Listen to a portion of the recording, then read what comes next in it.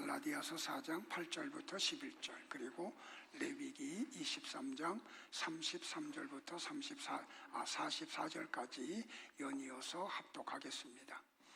그러나 너희가 그때에는 하나님을 알지 못하여 본질상 하나님이 아닌 자들에게 종노릇하였더니 이제는 너희가 하나님을 알 뿐 아니라 더욱이 하나님이 아신 바 되었거늘 어찌하여 다시 약하고 천박한 초등학문으로 돌아가서 다시 그들에게 종노릇하려느냐. 너희가 날과 달과 절기와 해를 삼가 지키니 내가 너희를 위하여 수고한 것이 헛될까 두려워하노라. 여호와께서 모세에게 말씀하여 이르시되 이스라엘 자손에게 말하여 이르라. 일곱째 달 15째 날은 초막절이니 여호와를 위하여 이레 동안 지킬 것이라. 첫날에는 성회로 모일지니 너희는 아무 노동도 하지 말지며 이레 동안에 너희는 여호와께 화제를 드릴 것이요 여덟째 날에도 너희는 성회로 모여서 여호와께 화제를 드릴지니 이는 거룩한 대회라. 너희는 어떤 노동도 하지 말지니라. 이것들은 여호와의 절기라. 너희는 공포하여 성회를 열고 여호와께 화제를 드릴지니 번제와 소제와 희생 제물과 전제를 각각 그날에 드릴지니 이는 여호와의 안식일 외에 너희의 헌물 외에 너희의 모든 서원 제물 외에 또 너희의 모든 자원 제물 외에 너희가 여호와께 드리는 것이니라. 너희가 토지 소산 거두기를 마치거든 일곱째 달 15째 날부터 이레 동안 여호와의 절기를 지키되 첫날에도 안식하고 여덟째 날에도 안식할 것이요 첫날에는 너희가 아름다운 나무 실과와 종려나무 가지와 무성한 나뭇가지와 신의 버들을 취하여 너희의 하나님 여호와 앞에서 이레 동안 즐거워할 것이라. 너희는 매년 이레 동안 여호와께 이 절기를 지킬지니 너희 대대의 영원한 규례라. 너희는 일곱째 달에 이를 지킬지니라. 너희는 이레 동안 초막에 거주하되 이스라엘에서 난 자는 다 초막에 거주할지니 이는 내가 이스라엘 자손을 애굽 땅에서 인도하여 내던 때에 초막에 거주하게 한 줄을 너희 대대로 알게 함이니라. 나는 너희의 하나님 여호와이니라. 모세는 이와 같이 여호와의 절기를 이스라엘 자손에게 공포하였더라. 아멘. 자리에 앉으시겠습니다. 찬양 있겠습니다.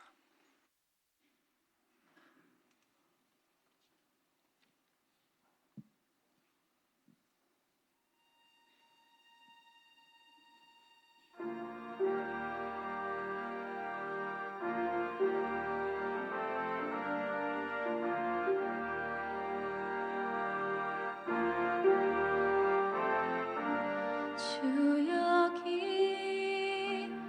운행하시네. 나 경배해. 주 경배해. 주 여기 역사하시네. 나 경배해. 주 경배해. 주 여기 운행하시네. 나 경배해. 주 여기 이곳에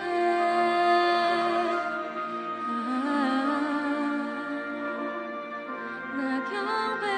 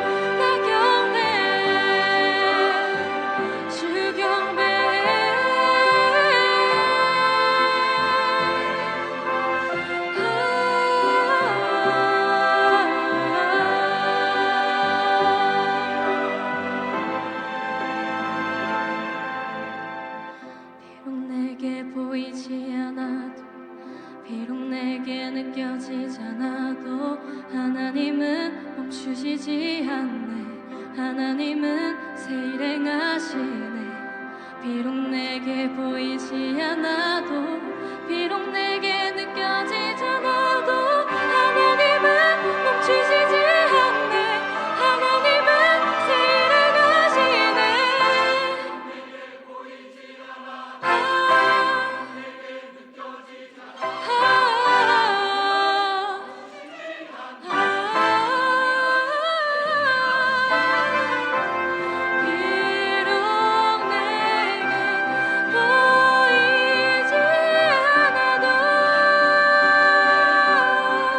주는 새 일 행하시네.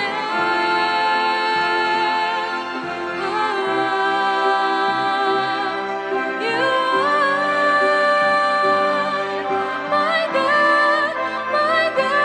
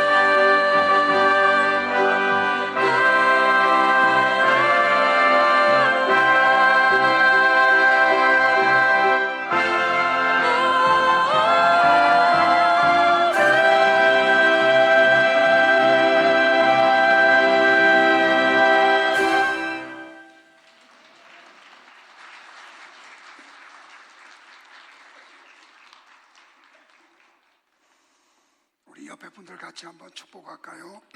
하나님의 말씀이 충만하기를 바랍니다.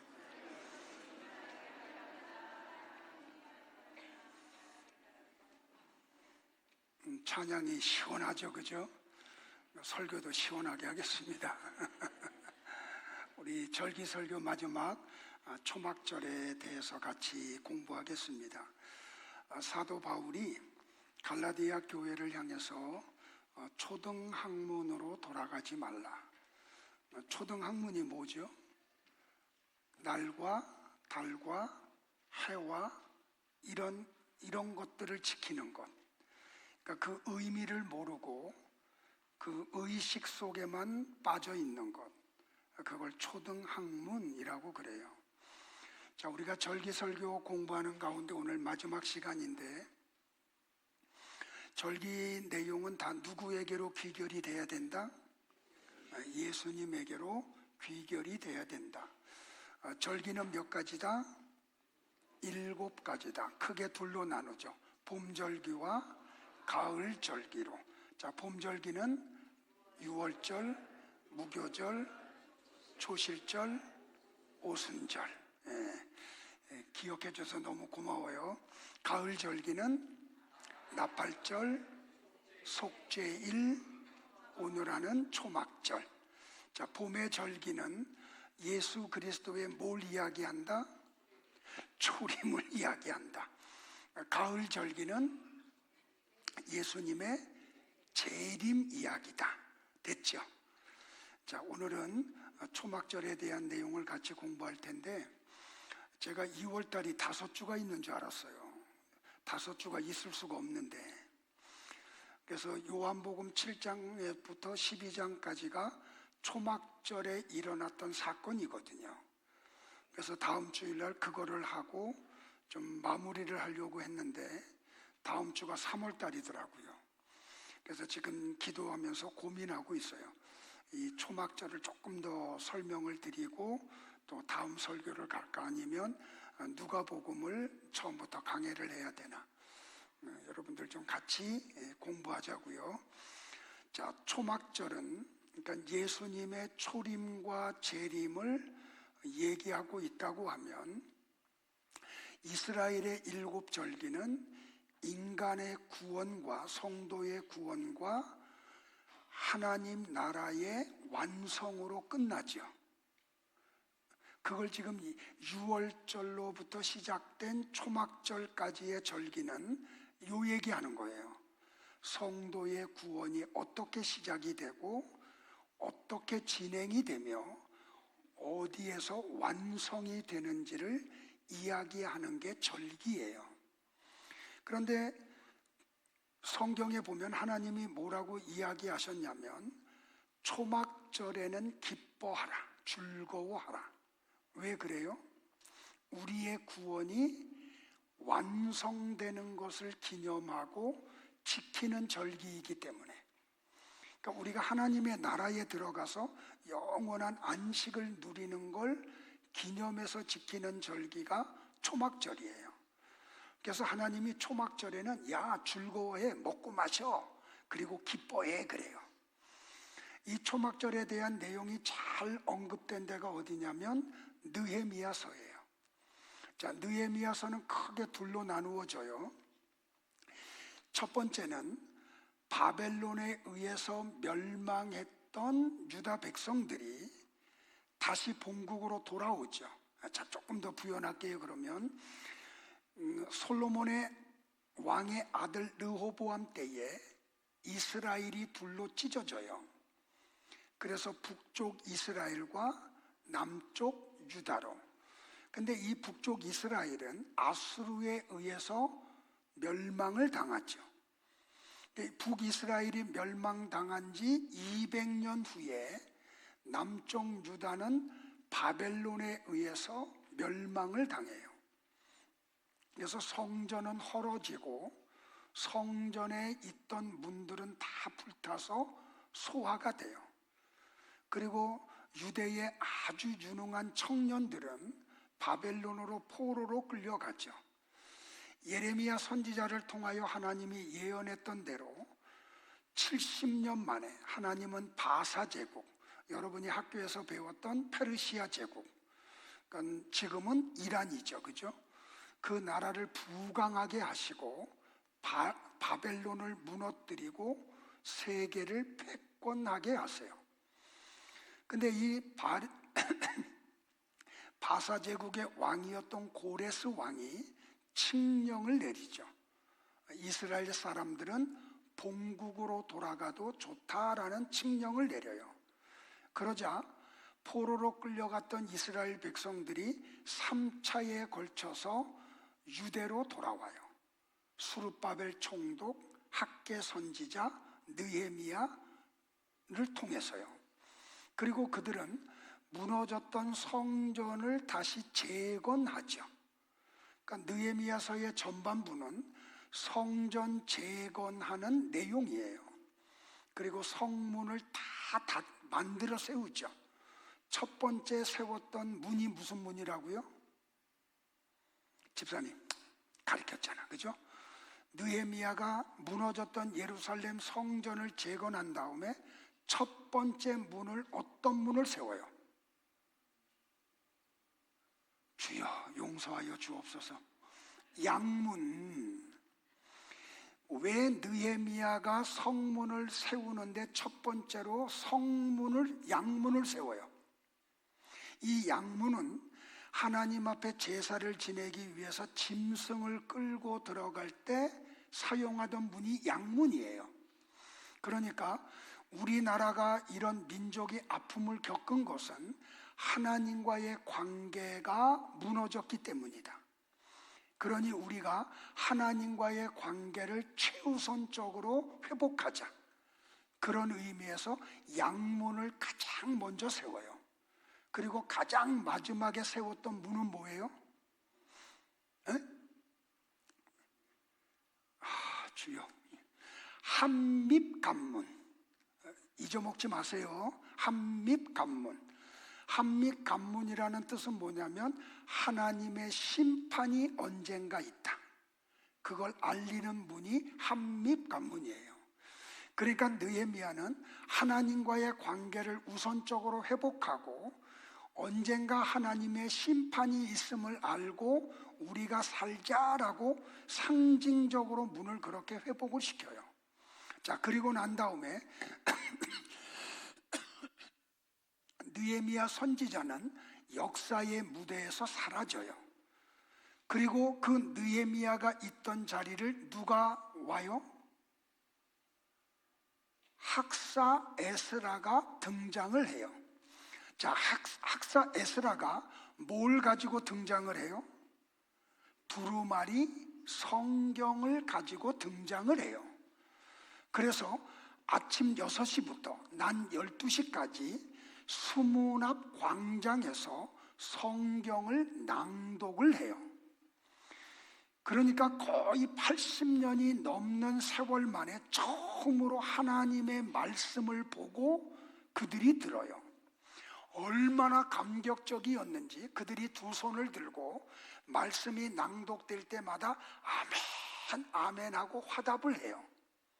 그리고 그들은 땅에 엎드려 얼굴을 땅에 대고 여호와를 경배하기 시작을 해요. 학사 에스라가 말씀을 낭독한 후에는 해석을 하자 백성들이 비로소 말씀의 내용이 뭔지를 깨닫고 알게 돼요. 그러니까 몇십 년 만에 들리는 하나님의 말씀, 그 말씀이 뭔지를 알게 되자 이스라엘 백성들은 감격해서 눈물을 흘리고 울어요. 나는 우리 성도들 속에서도 이 은혜가 있기를 축복을 해요. 그러자 느헤미야와 에스라와 레위 사람들이 울고 있는 이스라엘 백성들을 향해서 이렇게 가르쳐요. 오늘은 너희 하나님 여호와의 성일이니 슬퍼하지 말며 울지 말라라고요. 이때가 초막절 절기였어요. 야, 하나님이 초막절에는 울지 말라 그랬어. 슬퍼하지 말라 그랬어. 그렇게 가르치고 난 후에 느헤미야가 백성들에게 또다시 이렇게 이야기를 해요. 너희는 가서 살진 것을 먹고 단 것을 마시되 준비하지 못한 자에게는 나누어 주라. 이날은 우리 주의 성일이니 근심하지 말라. 여호와로 인하여 기뻐하는 것이 너희의 힘이니라. 그리고 레위 사람들도 모든 백성들을 정숙하게 하고 그들에게 이렇게 말을 해요. 오늘은 성일이니 마땅히 조용하고 근심하지 말라라고 말이에요. 그러자 울고 있던 이스라엘 백성들이 울음을 그치고 집으로 돌아가서 먹고 마시고 없는 사람들에게는 음식을 나누어 주고 크게 즐거워하기 시작을 해요. 여러분들, 이런 일이 어떻게 이루어져요? 하나님의 말씀을 듣고 알자 그들의 삶이 하나님의 말씀이 요구하는 삶 속으로 들어가고 말아요. 이게 우리 교회에서 이루어지길 바라요. 그러니까 교회 다닌다고 하나님의 말씀 아는 거 아니에요. 하나님이 여러분에게 성령을 부어주시고 성령의 감동으로 기록된 하나님의 말씀을 여러분에게 임재한 성령님이 조명해 주셔야 하나님이 기록한 하나님의 말씀의 뜻을 그때 비로소 알게 돼요. 그러면 말씀이 깨달아지고 알아지고 믿어지면 어떤 역사가 일어나냐면 삶이 말씀이 요구하는 삶으로 바뀌어져요. 우리 교회 안에 이런 일들이 일어나서 저는 하나님 앞에 얼마나 감사하고 있는지 몰라요. 그러면 여러분들 궁금하지 않아요? 왜 하나님은 초막절에는 슬퍼하지 말고 크게 기뻐하고 즐거워하라고 하셨는가? 왜 그런다 그랬어요? 초막절은 우리의 구원이 완성됨을 기념하여 지키는 절기예요. 그러니까 이제 오늘 내용을 쭉 들어보면 아시는데, 하나님 나라에 들어가서 성도들이 마침내 영원한 안식을 누리는 것을 기념하는 절기가 초막절이에요. 그러니까 하나님 나라에는 눈물 흘릴 일이 없죠. 요한계시록에 보니까 천국에 가면 모든 눈물을 다 닦아주신대. 여러분들 믿음 생활을 정말로 성경대로 하려고 하면 눈물 없이 할 수 없어요. 웃으면서 할 수 없어. 사람들이 많이 지지해 줄 수가 없어요. 그래서 외로워요. 그리고 눈물이 많이 날 수밖에 없어요. 그런데 하나님의 나라에 가면 그 모든 게 끝나. 그러니까 거기서는 위로만 있고 어린 양이신 예수님과 같이 신부인 성도들이 혼인 잔치를 영원히 누려요. 그러니까 즐거워하는 거예요. 그게 초막절이라는 말이에요. 그래서 초막절을 수장절이라고도 하고, 이 초막절에는 천막을 치고 광야에서 일주일 동안을 살아야 돼요. 그래서 이 초막절을 장막절이라고도 그래요. 자, 오늘 초막절에 대한 공부를 할게요. 자, 초막절에는 세 가지를 반드시 하라고 하나님이 명령을 내렸어요. 첫 번째는 장막을 가지고 광야로 가서 장막을 치고 거기에서 일주일 동안을 생활하라고요. 그러면 이 초막절에 이스라엘 백성들이 광야에 가서 천막을 치고 일주일 동안 거하는 것은 뭘 기억하는 거냐면, 애굽에서 종노릇하던 우리를 하나님이 유월절 어린 양이신 예수 그리스도의 희생을 통해서 건져내시고, 광야 40년 동안 교회 생활을 하는 동안 우리 선조들이 장막을 치고 지냈던 것을 기억하라고 초막절을 그렇게 지키는 거예요. 그런데 여러분들, 이 장막은 광야에서 이스라엘 백성들을 보호하는 역할을 하죠. 정갈이 침입을 못하도록 막아준다니까요. 추위를 이기도록 해준다고요. 뭐가? 장막이. 그런데 이 장막의 대표적인 게 뭐예요? 성막이죠.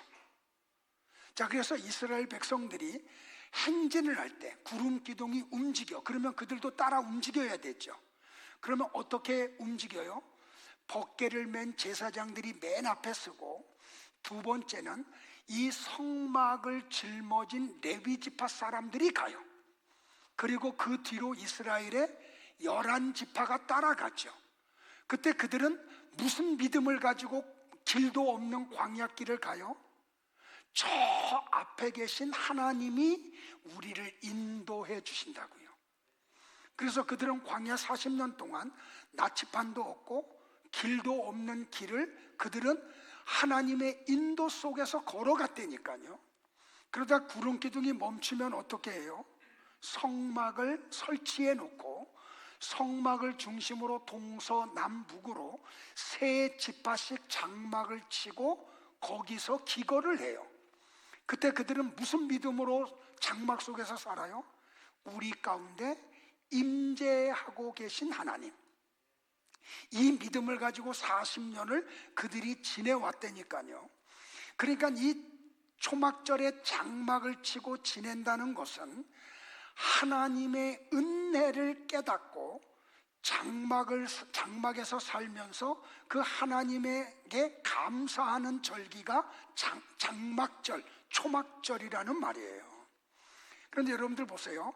구약의 성막, 이게 어떻게 발전을 해요? 솔로몬 왕 때에 성전으로 발전을 하죠.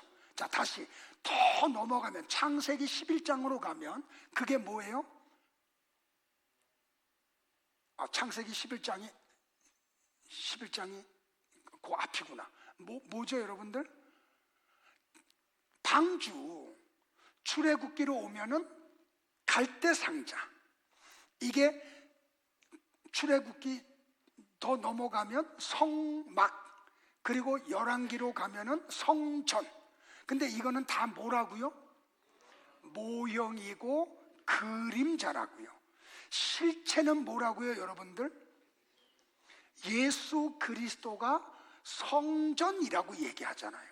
자, 요한복음 1장 14절에서 요한이 이렇게 이야기를 하죠. 같이요. 말씀이 육신이 되어 우리 가운데 거하심에 우리가 그의 영광을 보니 아버지의 독생자의 영광이요 은혜와 진리가 충만하더라. 자, 성경을 조금만 더 띄워주세요. 말씀이 육신이 되어 우리 가운데 거하신 분이 누구예요? 그죠? 요한복음 1장 1절에서 태초에 말씀이 계시니라. 이 말씀이 누구와 함께 있었어요? 하나님과 함께 계셨죠. 근데 이 말씀이 곧 뭐라고요? 하나님이시라고요. 그러니까 말씀이 육신이 되신 분은 누구예요? 예수님. 그분이 어디에 지금 거하세요? 우리 가운데 거하셔. 근데 여기 거한다라고 하는 헬라어가 뭐냐면 스케이노예요. 스케이노라는 단어의 뜻이 뭐냐면 장막을 친다. 그러니까 조금 좀 풀리죠 이제.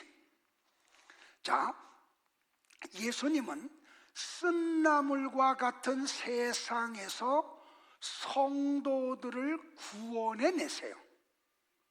유월절 어린 양으로. 그리고 그분은 성도들과 연합을 하죠. 하나가 된다니까요. 그리스도가 우리 안에, 우리가 그리스도 안에. 그게 뭐예요? 포도나무 비유잖아요. 요한계시록 3장 20절의 말씀이잖아요. 예수님이 우리 안에, 우리가 예수님 안에. 그러니까 우리를 구원하신 예수님은 우리와 연합을 하세요. 하나가 된다고요. 그래서 바울이 뭐라 그래? 나는 그리스도 안에 있다라고 얘기하잖아요. 그러니까 나와 여러분은 지금 어디 안에 있다고요? 예수님 안에. 그러니까 예수님 안에 있는 사람들은 감옥에 갇혀도 기뻐한다니까요. 두들겨 맞아도 즐거워한다니까요. 왜? 나는 그리스도 안에 있기 때문에. 지금 이 얘기를 해요. 그러다가 어떻게 해요 여러분들? 하나님은 우리 안에 거하시면서 우리를 끝까지 보호해 주세요. 신앙에서 떠나지 않도록. 이 세상 어려움에서 보호해 준다는 게 아니고 우리의 믿음이 떨어지지 않도록 우리 안에 계신 예수님이 우리를 보호해 주신다니까요. 그러다가 마지막 날에 어떻게 해요? 재림하셔서 우리를 하나님 나라로 데리고 가세요. 그래서 우리의 구원이 완성이 된다니까요. 이걸 기념해서 지키는 절기가 뭐라고요? 초막절이라고요. 그래서 우리의 구원이 하나님 나라에서 완성됨을 요한이 밤모섬에서 하나님의 계시를 받아서 기록한 게 뭐예요? 요한계시록. 그래서 요한계시록에서 이렇게 우리의 구원이 완성된다라고, 그게 초막절이다라고 이야기를 해요. 같이 볼까요? 시작. 또 내가 새 하늘과 새 땅을 보니 처음 하늘과 처음 땅이 없어졌고 바다도 다시 있지 않더라. 또 내가 보매 거룩한 성 새 예루살렘이 하나님께로부터 하늘에서 내려오니 그 준비한 것이 신부가 남편을 위하여 단장한 것 같더라. 내가 들으니 보좌에서 큰 음성이 나서 이르되. 중요해요. 보라, 하나님의 장막이 누구라고요? 예수 그리스도. 하나님이 계신 곳이 하나님의 나라잖아요. 보라, 하나님의 장막이 누구와 같이 있다고요? 성도와 함께 있음에. 다 같이 시작. 하나님이 그들과 함께 계시리니 그들은 하나님의 백성이 되고 하나님은 친히 그들과 함께 계셔서 모든 눈물을 그 눈에서 닦아주시니 다시는 사망이 없고 애통하는 것이나 곡하는 것이나 아픈 것이 다시 있지 아니하리니 처음 것들이 다 지나갔음이러라. 그러니까 여기서 장막 얘기가 나오죠. 초막절이 나온다니까요. 그러니까 우리의 구원이 어디에서 완성된다고요? 하나님의 나라에서 완성된다고요. 그러니까 하나님의 나라가 어디예요? 하나님이 계신 곳이죠. 근데 그분이 장막을 치고 있다니까. 그 장막 속에 누가 있어요? 성도들이. 이게 초막절이라는 말이에요. 그래서 기뻐하고 즐거워하라는 말이에요. 됐지요? 그래서 고 이활람 박사가 이화여대 총장이었던 분이 운명하면서 마지막 유언이 뭐냐면, 내가 죽으면 장송곡 부르지 말고 승리의 개송곡을 불러달라고. 이걸 아는 분이 고백하는 거예요. 자, 초막절에는 두 번째 의식이 뭐냐면, 실로암에 있는 그 우물물을 길어서 제단에다가 붓는 일을 해야지 돼요. 그래서 이 물이 제단에서 흘러가도록 해야지 돼요. 자, 이걸 알려면 우리가 저 출애굽기부터 다시 공부를 해야 돼요. 자, 애굽에서 나온 이스라엘 백성들이 홍해를 건너고 나서 어디에 도착을 해요? 마라에 도착을 하죠. 여러분들, 마라에서 이스라엘 백성들이 모세를 향해서 뭐예요? 원망을 하죠. 무슨 원망? 물 달라고. 여러분들, 왜 마라에서 그들이 원망을 해요? 애굽에서 가지고 온 물이 거기서 떨어져요. 그러니까 심한 갈증 속에 있었다니까요. 근데 마라에 도착했더니 물이 있어. 근데 마셨더니 써서 마실 수가 없어. 여러분들, 배고픈 것보다도 갈증을 더 못 견뎌요. 그러니까 못 먹어서 못 먹는 것보다도 못 마시면 더 일찍 죽어요, 사람이. 그랬더니 하나님이 어떻게 해요? 모세에게 한 나무 가지를 지시하고 그걸 던졌더니 물이 어떻게 돼요? 달아지죠. 그리고 그들을 어디로 끌고 가세요? 인도하세요. 어디로? 일부하고 똑같네. 그냥 어떻게 하면 좋아? 엘림. 아유, 조희경 집사는 얘기를 해야지. 다른 사람은 몰라도. 상호가 엘림이잖아. 엘림이 어디예요? 오아시스잖아. 물샘 12과 종려나무 70주가 있는. 그래서 거기서 그들이 가람목을 죽이고 또 행진을 하죠. 그리고 어디에 도착해요? 르비딤에 도착을 해요. 거기서 그들이 또 물이 없으므로 원망을 하죠. 왜요? 엘림에서 떠온 물이 또 떨어졌거든요. 그래서 모세에게 와서 우리에게 물을 주어 마시게 하라라고 원망을 했다니까요. 그러니까 무슨 좋은 일이 있으면 자기네들끼리 좋아하다가 어려운 일이 당하면 모세한테 와서 원망해. 여러분들이 나한테 와서 원망하듯이. 일부에 그랬더니 누가 또 아멘 하더라고. 그러니까 모세가 모든 상황을 가지고 하나님 앞에 가요. 여러분들 인생을 살다가 무슨 문제를 만나면 하나님께로 가세요. 그리고 그분 앞에 다 내어놔. 그리고 상황을 다 이야기하고 부르짖었더니 하나님이 방안을 주시죠. 야, 너 이스라엘의 장로들을 데리고 호렙산으로 와. 그리고 한 반석, 성경에 보면 그 반석이라 그랬어요. 정관사 더가 있어요. 그냥 일반 바위가 아니고 하나님이 정해놓은 어떤 특별한 한 반석. 그 오래요. 그리고 그러면 내가 그 반석 위에 쓸 건데 너는 장로들 앞에서 네 지팡이를 가지고 반석을 내려쳐. 그러면 반석이 깨짐과 더불어 생수가 솟아날 거야.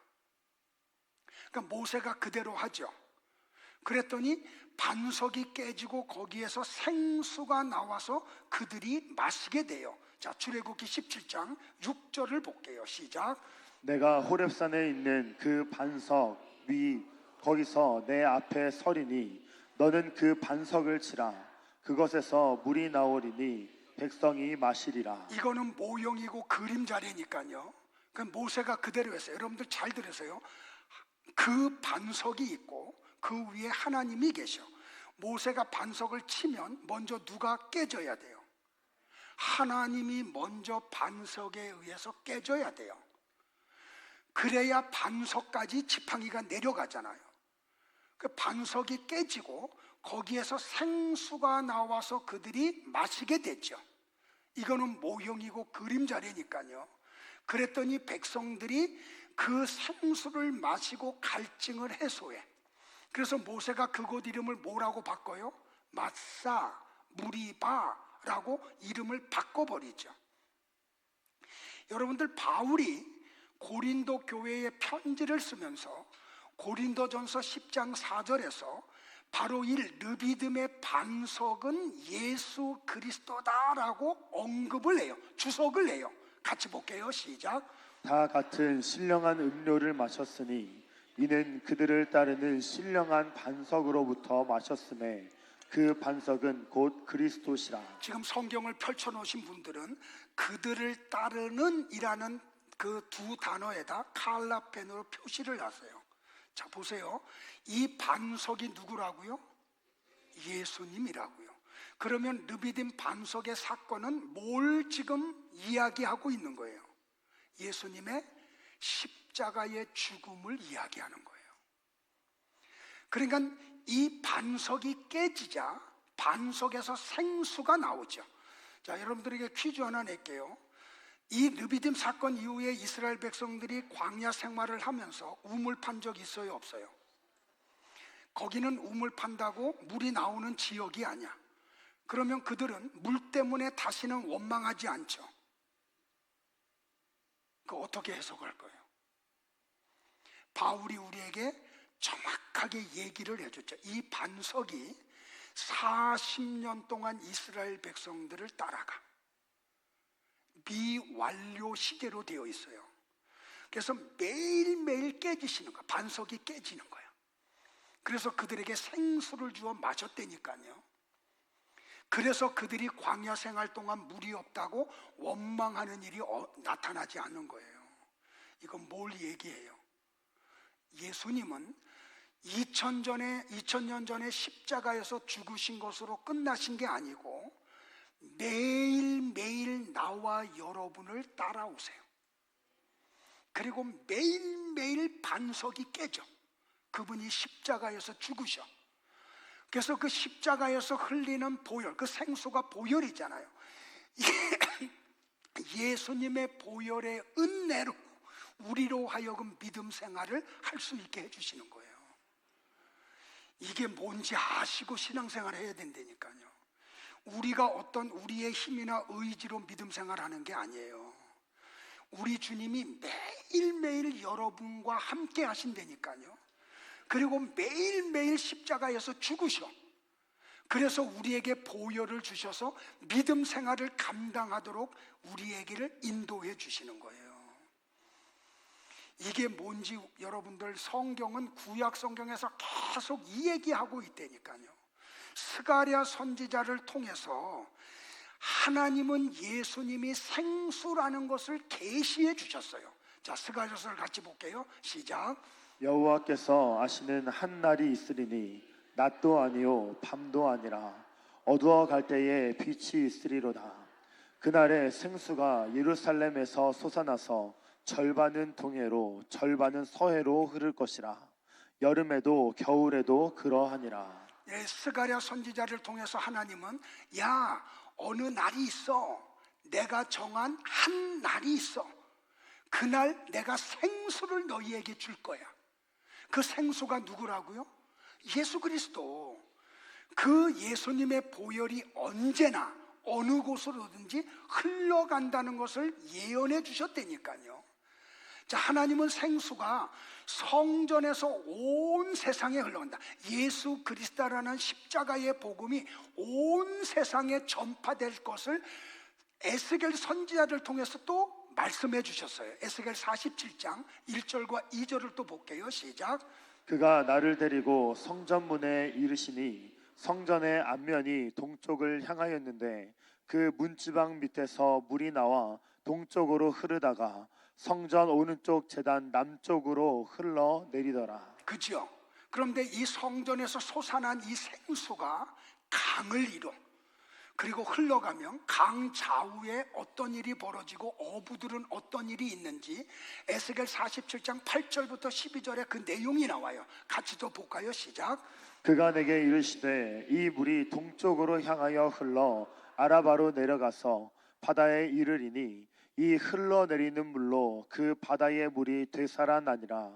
이 강물이 이르는 곳마다 번성하는 모든 생물이 살고 또 고기가 심이 많으리니 이 물이 흘러 들어가므로 바닷물이 되살아나겠고 이 강이 이르는 각 처의 모든 것이 살 것이며 또 이 강가에 어부가 설 것이니 엔게디에서부터 에네글라임까지 그물 치는 곳이 될 것이라. 그 고기가 각기 종류를 따라 큰 바다의 고기같이 심이 많으려니와 그 진펄과 개펄은 되살아나지 못하고 소금 땅이 될 것이며 강 좌우가에는 각종 먹을 과실나무가 자라서 그 잎이 시들지 아니하며 열매가 끊이지 아니하고 날마다 새 열매를 맺으리니 그 물이 성소를 통하여 나옴이라. 그 열매는 먹을만하고 그 잎사귀는 약 재료가 되니라. 성전 문지방 밑에서 솟아난 이 물, 예수님의 보혈이 사람을 살린다고요. 구원한다는 얘기하는 거예요. 이해되시겠어요? 그래서 이 예수님의 십자가의 복음이 온 땅에 퍼지잖아요.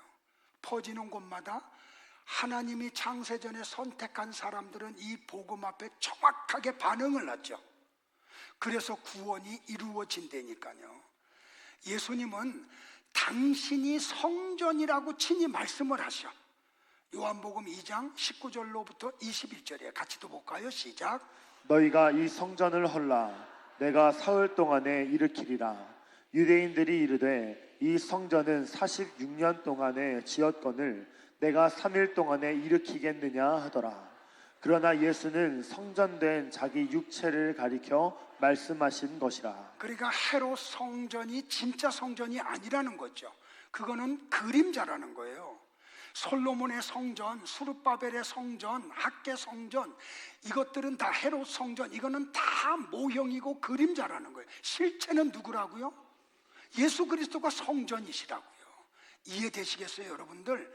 그 성전에서 물이 솟아나와. 그거를 요한은 요한복음 19장 33절 34절에서 이렇게 또 설명을 해줘요. 시작. 예수께 이르러서는 이미 죽으신 것을 보고 다리를 꺾지 아니하고 그중 한 군인이 창으로 옆구리를 찌르니 곧 피와 물이 나오더라. 예수님의 몸에서 성전에서 뭐가 나왔다고요?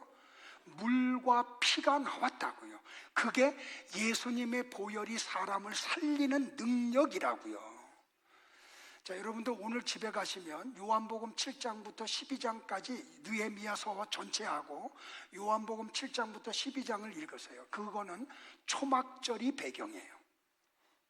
자, 요한복음 7장에 가보면 예수님이 초막절 중간에 예루살렘으로 들어가세요. 그리고 예수님은 성전에서 이스라엘 사람들에게 구약 성경을 가르쳐 줘요. 잘 들으세요, 여러분들. 어떤 분이 성경을 바르게 가르쳐 주면 목사나 장로들이 그분을 칭찬하고 할 수 있도록 환경을 만들어 줘야 되죠. 그런데 예수님이 그 일을 하자 대제사장들과 바리새인들이 아랫사람들을 시켜서 예수님을 붙잡으려고 해요. 예수님은 그걸 다 아심에도 불구하고 아랑곳하지 않고 이스라엘 백성들에게 이렇게 말씀을 하세요. 굉장히 중요해요. 초막절에 일어난 사건이에요. 시작. 명절 끝날 곧 큰 날에 예수께서 서서 외쳐 이르시되 누구든지 목마르거든 내게로 와서 마시라. 나를 믿는 자는 성경의 이름과 같이 그 배에서 생수의 강이 흘러 나오리라 하시니 이는 그를 믿는 자들이 받을 성령을 가리켜 말씀하신 것이라. 예수께서 아직 영광을 받지 않으셨으므로 성령이 아직 그들에게 계시지 아니하시더라. 그러니까 초막절 중간에 가셔서 그 일을 하시면서 말씀을 배우는 유대인들에게 주님이 말씀하기를 뭐라고 말하냐면, 이 초막절 끝날이 큰 날이다. 이 말이 뭐냐면 구원이 완성되는 날이야. 그러니까 너희들은 뭐 해야 되는지 아니? 누구든지 너희들 가운데 목마른 자가 있니? 내게로 와서 마셔. 내게 뭐가 있기 때문에요? 내게는 생수가 있기 때문에. 그러면 너희들이 내게 와서 마시면 나를 믿는 자는 성경의 이름과 같이 그 배에서 생수의 강이 흘러넘칠 거야. 근데 이건 뭐라고요? 보혜사 성령이라고요. 예수님이 하나님 나라에 가셔서 우리에게 뭘 선물하신다 그랬어요? 보혜사 성령. 보혜사 성령님이 오시면 우리에게 뭘 해줘요?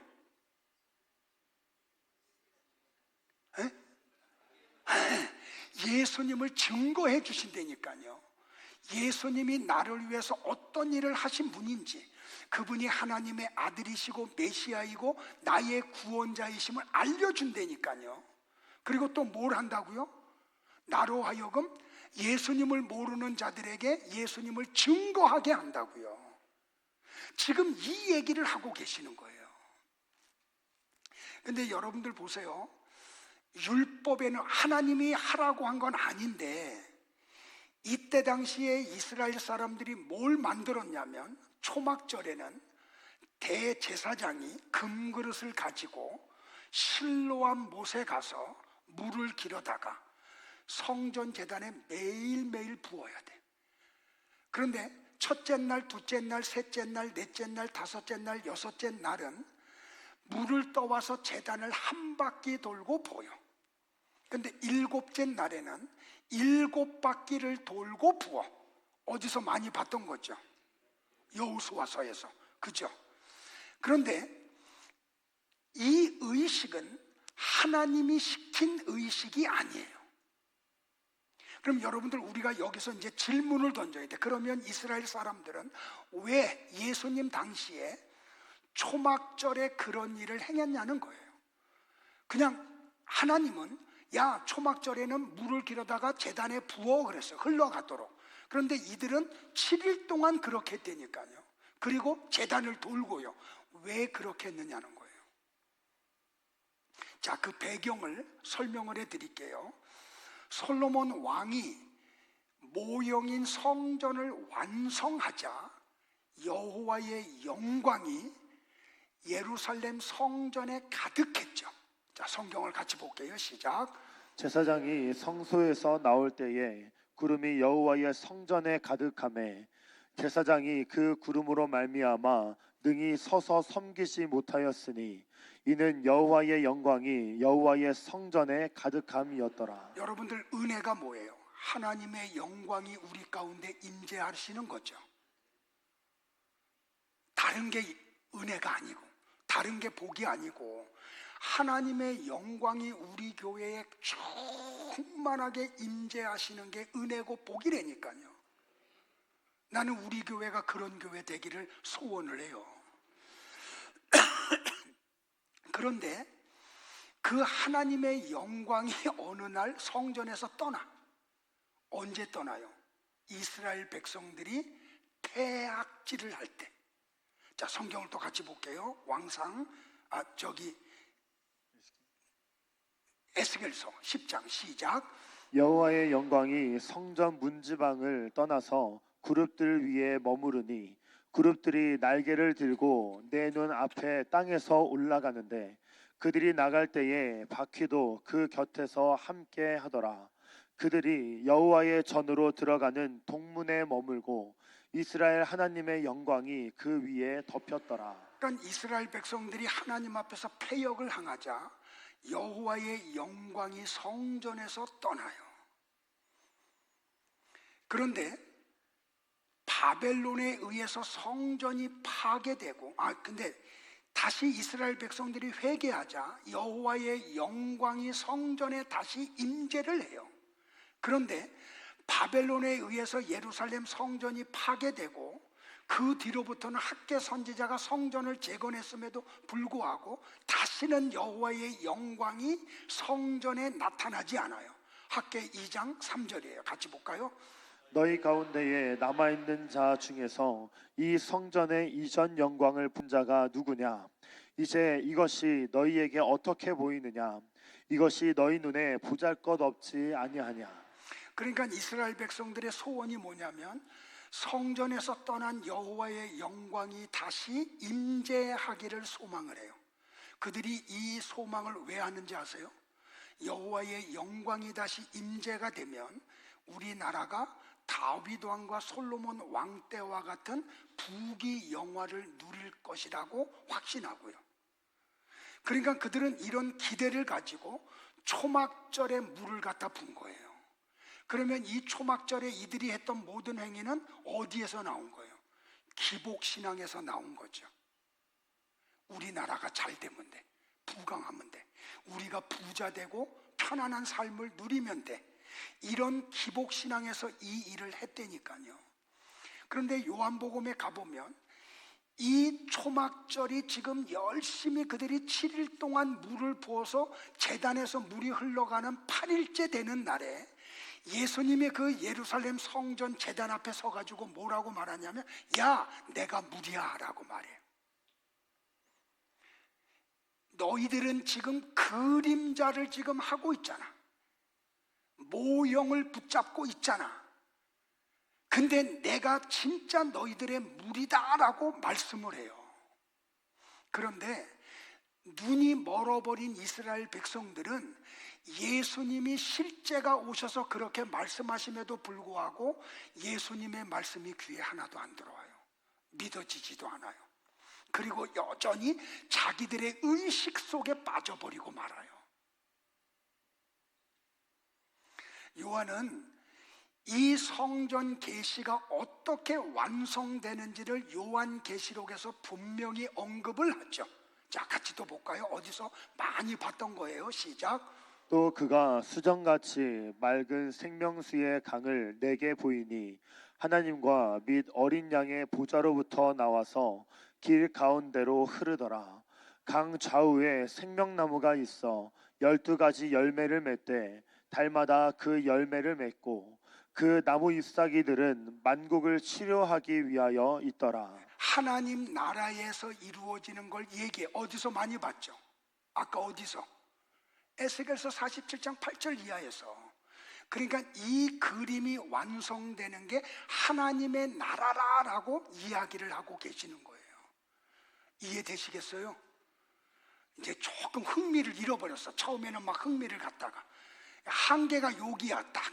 근데 조금 더 가야 돼. 한 챕터를 더 가야 돼요. 자, 세 번째 의식은 뭐냐면 그들은 초막절에 성전에 촛불을 켜놓고 불을 꺼뜨리면 안 돼. 근데 여러분들 이 촛불도 누구를 예표하는 거예요? 예수 그리스도, 빛이신 예수 그리스도. 그러니까 출애굽한 이스라엘 백성들이 광야 생활할 때 앞에 두 기둥이 가죠. 낮에는 구름 기둥, 밤에는 불 기둥. 구름 기둥은 인도하고 불 기둥은 밝혀주고 그들의 체온을 유지하게 하는 빛이죠. 자, 하나님은 그 불도 선지자들을 통해서 이스라엘 백성들에게 미리 예언을 하셨다니까요. 이사야 9장 1절과 2절을 봐요. 여러분들이 여기까지 흥미를 가지고 계속 가야지 진짜야. 처음 것만 하면 안 되고 한계가 오면 안 돼요. 오늘 하루 종일 말씀을 해도 여러분들은 아멘 아멘 하고 이 길 따라와야 돼. 입을 열어서 아멘 좀 해. 자, 같이 봐요. 이사야 시작. 전에 고통받던 자들에게는 흑암이 없으리로다. 옛적에는 여호와께서 스불론 땅과 납달리 땅이 멸시를 당하게 하셨더니 후에는 해변길과 요단 저쪽 이방의 갈릴리를 영화롭게 하셨느니라. 흑암에 행하던 백성이 큰 빛을 보고 사망의 그늘진 땅에 거주하던 자에게 빛이 비치도다. 자, 어디에서 살던 백성? 어둠, 흑암, 흑암. 흑암 하면 떠올라오는 성경이 창세기 1장에 나오죠. 어디 첫째 날 혼돈하고 공허하고 흑암 속에 있잖아. 뭐가? 지구가. 그런데 거기에 하나님이 뭐가 있으라라고 말씀해요. 빛이 있으라라고 말하죠. 지금 이사야가 그 얘기하고 있다니까요. 흑암에 살던 백성에게 빛이 비쳐. 어떤 빛? 큰 빛. 그분이 누구라고요? 예수님이라고. 이사야 42장 6절과 7절에서 이사야가 또 얘기해요. 9장에서만 얘기한 게 아니고. 시작, 같이 봐요. 시작. 나 여호와가 의로 너를 불렀은즉 내가 내 손을 잡아 너를 보호하며 너를 세워 백성의 언약과 이방의 빛이 되게 하리니 내가 눈먼 자들의 눈을 밝히며 갇힌 자를 감옥에서 이끌어내며 흑암에 앉은 자를 감방에서 나오게 하리라. 그러니까 예수님은 초막절에 성전에서 촛불을 보면서 야, 저거는 모형이고 그림자야, 내가 빛이야 라고 얘기하는 거예요. 자, 요한복음을 보면 정확해요. 8장 12절 시작. 예수께서 또 말씀하여 이르시되 나는 세상의 빛이니 나를 따르는 자는 어둠에 다니지 아니하고 생명의 빛을 얻으리라. 믿으세요 여러분들? 네. 그리고 요한복음 9장에 가서 퍼포먼스를 하세요. 나면서부터 소경된 사람의 눈을 띄워주죠. 야, 내가 빛이야, 이 얘기 하시네. 이걸 표적이라 그러잖아요. 예수님이 지금 그 얘기를 하고 계신다니까요. 근데 이 얘기가 창세기 1장 1절부터 5절에 언급됐다니까요. 자, 창세기 1장 1절부터 5절을 또 봐요. 시작. 아니구나. 미안해요. 내가 너무 앞서갔다. 이 빛이 무엇인지를 요한은 요한계시록에서 언급을 해요. 자, 같이 21장 시작. 성 안에서 내가 성전을 보지 못하였으니 이는 주 하나님 곧 전능하신 이와 및 어린 양이 그 성전이심이라. 그 성은 해나 달의 비침이 쓸데없으니 이는 하나님의 영광이 비치고 어린 양이 그 등불이 되심이라. 만국이 그 빛 가운데로 다니고 땅의 왕들이 자기 영광을 가지고 그리로 들어가리라. 낮에 성문들을 도무지 닫지 아니하리니 거기에는 밤이 없음이라. 천국에는 해나 달의 비침이 쓸데 있다 없다? 왜요? 하나님이 비치시기 때문에. 그러니까 같은 얘기하고 있는데니까. 자, 22장도 또 봐요. 시작. 다시 밤이 없겠고 등불과 햇빛이 쓸데없으니 이는 주 하나님이 그들에게 빛이심이라. 그들이 세세토록 왕노릇 하리로다. 우리가 천국에서 빛이신 하나님과 더불어 영원히 왕노릇 한다는 말이에요. 근데 이게 계시가 창세기 1장 1절부터 5절에 이미 했다니까요. 자, 같이 봐요. 시작. 태초에 하나님이 천지를 창조하시니라. 땅이 혼돈하고 공허하며 흑암이 깊음 위에 있고 하나님의 영은 수면 위에 운행하시니라. 하나님이 이르시되 빛이 있으라 하시니 빛이 있었고 빛이 하나님이 보시기에 좋았더라. 하나님이 빛과 어둠을 나누사 하나님이 빛을 낮이라 부르시고 어둠을 밤이라 부르시니라. 저녁이 되고 아침이 되니 이는 첫째 날이니라. 그러니까 이 빛이 누구라고요? 예수님. 요한복음 1장 4절에 예수님이 하나님의 생명을 가지고 이 땅에 와. 근데 그 생명이 어떻게 나타났다고요? 빛으로. 그래서 전에 광합성 작용 설명을 했잖아요. 진짜 생명은 하나님으로부터 오는 것을 설명하려고요. 근데 여기 2절에 보면 하나님의 신이 수면 위에 운행하시더라라고 나오죠. 여기 운행하다라고 하는 히브리어가 뭐냐면 라하프예요. 이게 뭐냐면 암탉이 알을 품다라는 뜻이에요. 자, 근데 히브리어로 되어 있는 구약 성경을 할라어로 번역한 성경을 70인역이라 그랬죠. 그 70인역에서는 이 라하프를 스케노로 번역을 했어요. 할라어 스케노는 뭐냐면 장막을 친다라는 뜻이에요. 그러니까 빛이신 예수님이 혼돈하고 공허하고 어둠 속에 있는 이 세상을 덮어버리셨다니까요. 혼돈하고 공허하고 흑암 속에 있던 나와 여러분들을 예수 그리스도가 우리를 덮어버리셨다니까요. 장막 안에, 당신의 성전이라는 장막 안에 우리를 집어넣어 버리셨다고요.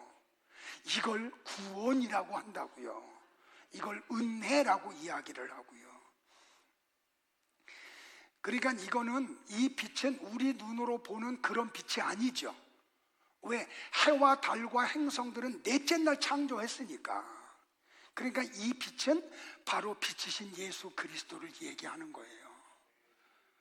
그러니까 이 초막절에 이루어지는 이 모든 것들은 다 이걸 설명하는 거다. 자, 이제 정리할게요. 자, 보세요, 여러분들. 이스라엘 백성들이 지키던 절기는 예수 그리스도로 가지 않으면 안 된다. 설명이 안 된다. 6월절로 시작한 이 절기가 초막절로 끝나죠. 이 봄 절기는 예수님의 초림을 이야기하고, 가을 절기는 예수님의 재림을 이야기하죠. 그러면 이 6월절로부터 시작된 이 절기는 성도의 구원이 어떻게 이루어지며 완성이 어떻게 이루어지는지를 설명하는 게 일곱 절기이죠.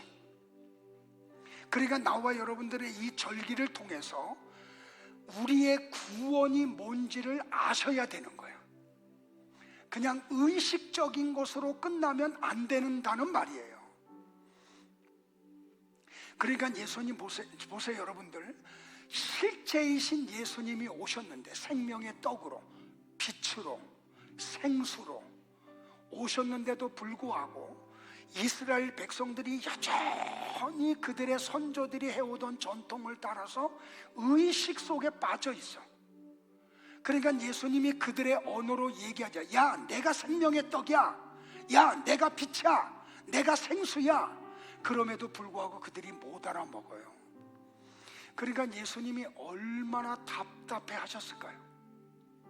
그럼 다시, 지금 만약에 이 지상교회에 예수님이 오신다고 하면 교회를 다니는 사람들을 보며 예배를 하고 성경을 연구하고 뭐 제자 훈련을 하고 막 이런 사람들을 보면서 예수님이 얼마나 답답해 하실까요?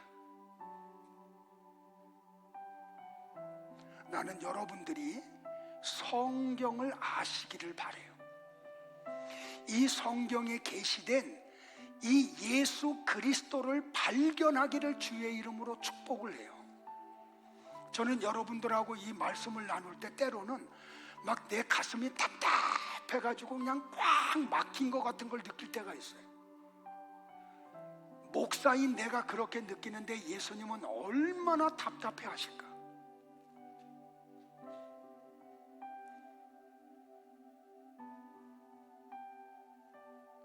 여러분들, 성경 전체는 예수 그리스도를 통한 구원 이야기를 하고 계시는 거예요.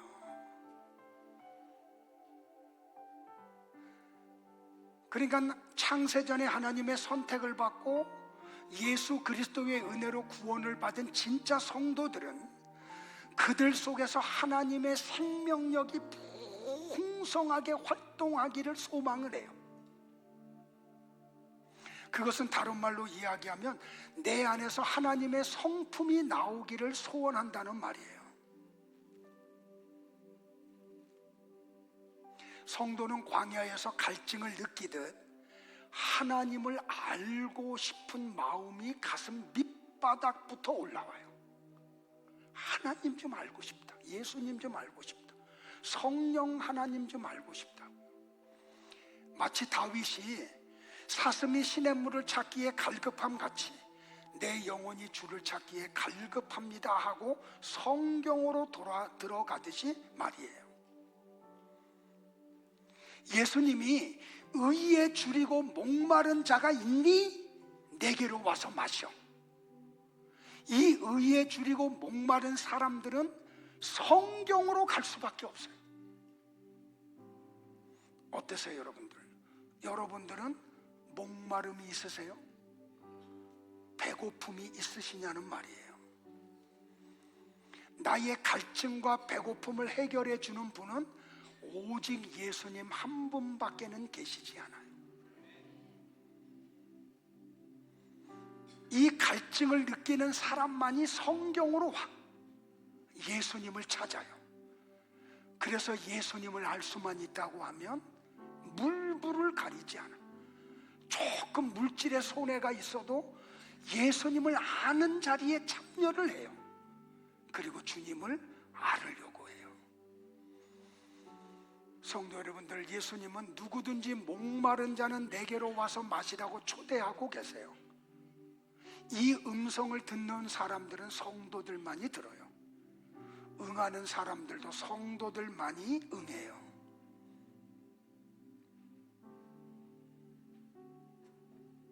그러니까 진짜 성도는 말씀에 대한 목마름과 배고픔이 가져요. 세상 것으로 목말라 하고 배고파하지 않아요.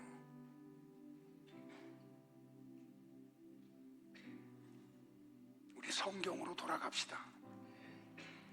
그리고 차분하게 앉아서 성경을 연구하고 성령님의 인도를 받아서 하나님의 말씀을 알아가시기를 축복을 해요.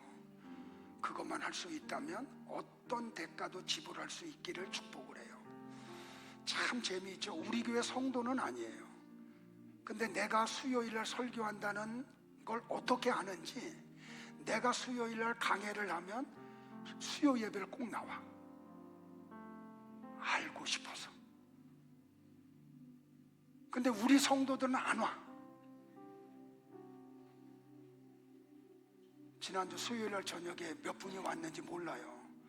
갑자기 제 친구 목사님 가정에 장례가 나서 급하게 정선을 갔다 오느냐고.